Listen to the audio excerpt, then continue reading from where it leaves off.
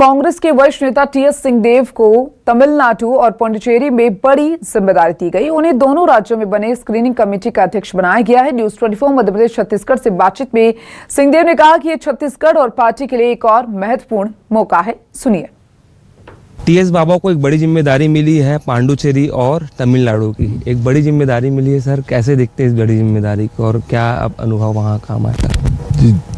देश के बहुत वरिष्ठ जो लीडर रहे हैं उन लोग के साथ पार्टी ने मेरा भी नाम जोड़ के एक जवाबदारी दी है, तो अपने आप में मैं ये मानता हूं कि छत्तीसगढ़ के लिए एक ये अच्छा मुकाम है, एक बड़ा मुकाम है कि छत्तीसगढ़ के प्रतिनिधि को राष्ट्रीय स्तर पे काम करने का हमारे शीर्ष नेतृत्व ने मौका दिया। चुनाव भी होने जी, मेरे ख्याल से अप्रैल मई में संभावित हैं चुनाव, और एक जगह एनडीए की सरकार है, एक जगह इंडिया अलायंस की सरकार। तमिलनाडु में इंडिया अलायंस है। हम लोग चाहेंगे कि अच्छे तालमेल के साथ लड़ें। एक बहुत योग्य मुख्यमंत्री वहां कार्य कर रहे हैं और डीएमके सीनियर पार्टनर है।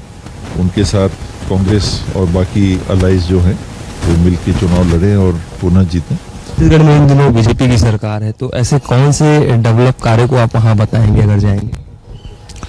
डेवलप या डेवलपमेंट की कमी आपकी सरकार की अभी? जी, मुझे लगता है कि यहाँ की बात वहां करने का उचित नहीं रहता, क्योंकि वो तमिलनाडु का चुनाव है, पुडुचेरी का चुनाव है। वहां की जो बातें हैं वो लोगों को करनी चाहिए, और हम लोग की जवाबदारी तो स्क्रीनिंग कमेटी अर्थात जो उम्मीदवार होंगे उनके चयन को लेके है। जो जीत सकते हैं उनको चुना जाए। तो ये टीएस बाबा है, एक बड़ी जिम्मेदारी मिली है पांडुचेरी की, और निश्चित रूप से इन जिम्मेदारी को कैसे आह्वान करें उसको लेकर वहां जाएंगे भी, वहां के कार्यकर्ताओं से भी मुलाकात करेंगे। कैमरा पर्सन राम देवांगन के साथ नितिन नामदेव, न्यूज 24 छत्तीसगढ़, रायपुर। तो वहीं टीएस सिंहदेव ने चैतन्य बघेल की रिहाई पर भी बयान दिया। ईडी के दुरुपयोग को बताया इस प्रक्रिया का हिस्सा। ये पूरी प्रक्रिया अनैतिक और कानून के विपरीत है। व्यक्ति अभी जांच के दौर से गुजर रहा है। टीएस सिंहदेव की ओर से कहा गया दोष अभी सिद्ध नहीं हुआ है। सुनिए।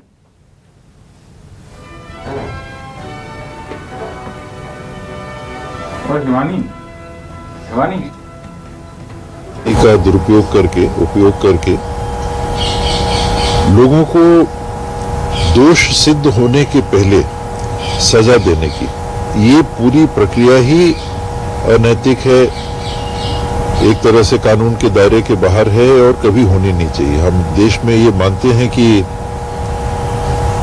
कानून का जो बुनियादी सिद्धांत है कि हर व्यक्ति बेगुनाह है जब तक गुनहगार साबित नहीं होता। जांच में अगर कोई तथ्य आते हैं, दोष सिद्ध होता है, तब तो सजा आगे बढ़ती है, और दोष नहीं सिद्ध होता है तो आप बरी हो जाते हैं, लेकिन उतना सजा काटने के बाद।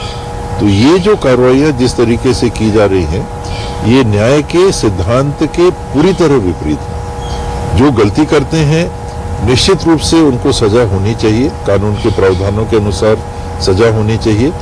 आप डराना चाह रहे हो, आप दबाना चाह रहे हो, तो इसके अलावा तो और कोई बात हो नहीं सकती। कि कल के दिन किसी को भी किया जा सकता है। जब दोषी नहीं होने पर बंद किया जा सकता है, तो मेरे को, आपको, किसी को भी बंद किया जा सकता है। देश के किसी भी नागरिक को बंद किया जा सकता है। यही तो बुनियादी सिद्धांत है जिसका उल्लंघन हो रहा है।